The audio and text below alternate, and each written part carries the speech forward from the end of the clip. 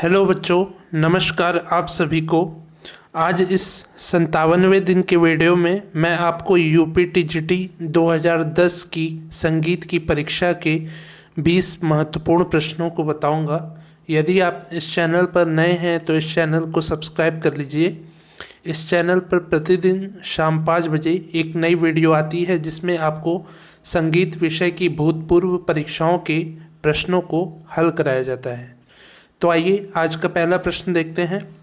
आज का पहला प्रश्न है वी जी जोग, डी के दातार, एन राजम।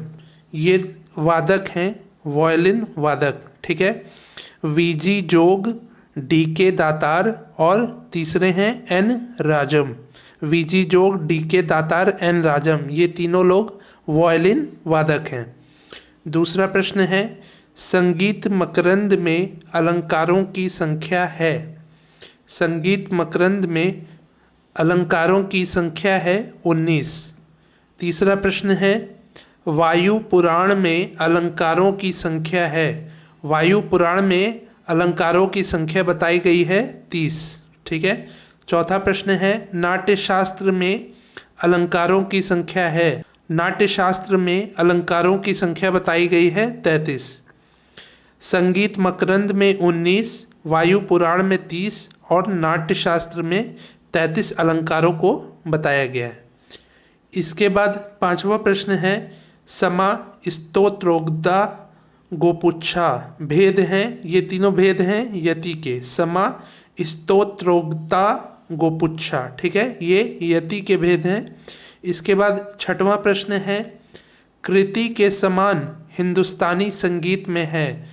जो कर्नाटक दक्षिण भारतीय संगीत में जो कृति है उसके समान हिंदुस्तानी उत्तर भारतीय संगीत में ख्याल होता है। सातवां प्रश्न है जावली के समान हिंदुस्तानी संगीत में है। जावली के समान हिंदुस्तानी संगीत में ठुमरी होता है।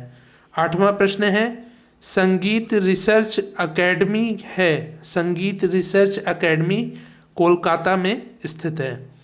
नौवां प्रश्न है गमक के कुल प्रकार हैं। गमक के कुल 15 प्रकार हैं।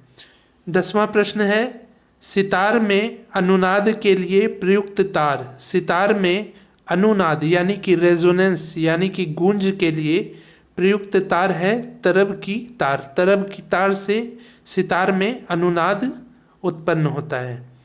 इसके बाद 11वां प्रश्न है दक्षिण संगीत पद्धति के तिल्लाना के समान है।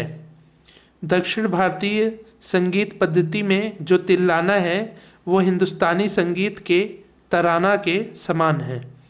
12वां प्रश्न है प्रातःकालीन राग है। प्रातःकालीन यानी कि सुबह के समय गाए जाने वाला राग है देशकार। 13वां प्रश्न है ध्रुपद गायक हैं। ध्रुपद गायक हैं गुंदेचा बंधु। 14वां प्रश्न है सितार, सरोद, सुरबहार वादक हैं बाबा अलाउद्दीन खान। बाबा अलाउद्दीन खान जी सितार, सरोद और सुरबहार इन तीनों के वादक थे, पर मुख्यतः ये सितार के लिए जाने जाते हैं। इसके बाद 15वां प्रश्न है राग शुद्ध कल्याण का आरोह अवरोह समान है। राग शुद्ध कल्याण का आरोह अवरोह भूपाली और कल्याण राग के समान है। शुद्ध कल्याण राग का आरोह जो है उसमें भूपाली के स्वर आपको प्रतीत होंगे और अवरोह में कल्याण के स्वर प्रतीत होंगे। इसके बाद 16वां प्रश्न है झप ताल के एक आवर्तन में पंचम सवारी ताल लिखने पर होगा। झप ताल को एक आवर्तन में पंचम सवारी लिखें।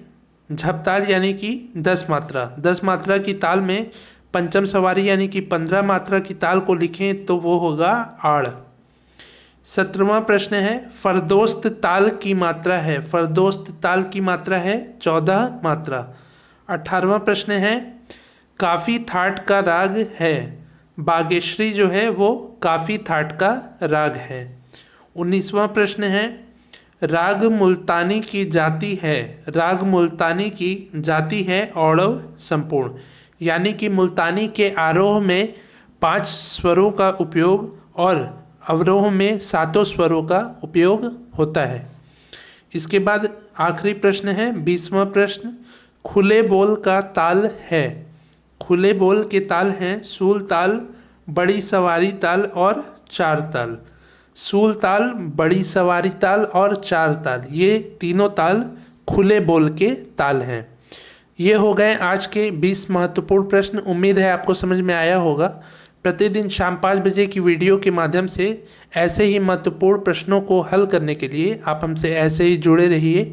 इस चैनल को सब्सक्राइब करिए और यदि यह वीडियो पसंद आई हो तो इसको लाइक और शेयर भी ज़रूर करिए।